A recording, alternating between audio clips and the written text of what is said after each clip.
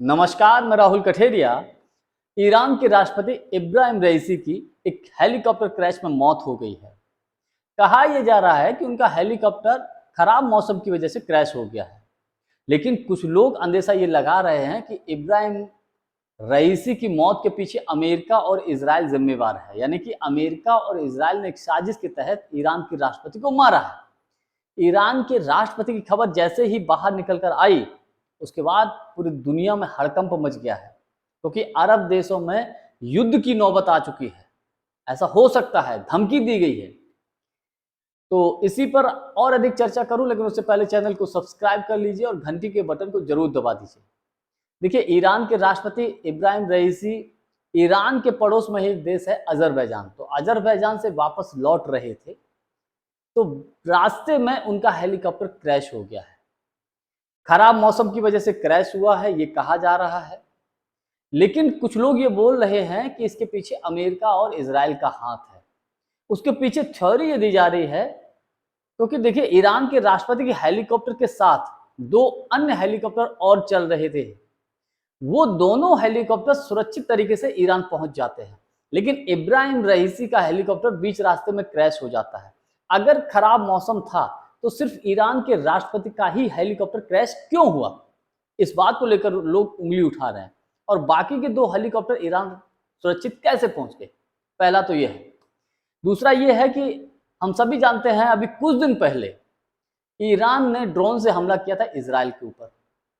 तो ईरान और इजराइल में तो वैसे भी तानातानी है, उधर अमेरिका से भी तानातानी है। अमेरिका ने तो कई प्रतिबंध लगा रखे हैं ईरान के ऊपर। तो इस वजह से ये कहा जा रहा है कि इजराइल की जो खुफिया एजेंसी है मोसाद, उसने और अमेरिका ने मिलकर ईरान के राष्ट्रपति की हत्या की है। ये ऐसे आरोप लगा रहे हैं कुछ लोग।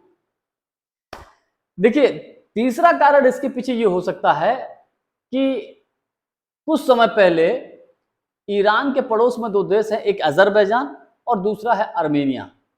तो अर्मेनिया और अजरबैजान का युद्ध हुआ, तो उस युद्ध में ईरान ने खुलकर अर्मेनिया का साथ दिया था और इजराइल ने खुलकर अजरबैजान का साथ दिया।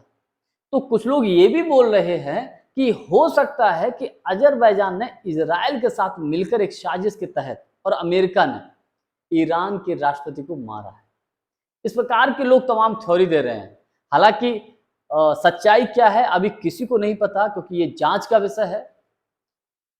ईरान एक आतंकवादी संगठन है हिजबुल्लाह, उसकी तरफ से ये धमकी दी गई है कि अगर इसमें यह साबित हो गया कि इजराइल का हाथ है ईरान के राष्ट्रपति की मौत के पीछे, तो तबाही मच जाएगी, ऐसा बोला गया है। हालांकि इसमें कोई दो राय नहीं, अरब देशों में, ईरान के क्षेत्रों में, उन आसपास के देशों में युद्ध भड़कने की पूरी आशंका है। अब क्या सही है क्या गलत है, ईरान के राष्ट्रपति की मौत एक प्राकृतिक है या इसके पीछे साजिश है, ये जांच का विषय है। जब जांच कंप्लीट हो जाएगी उसके बाद ही पता चलेगा।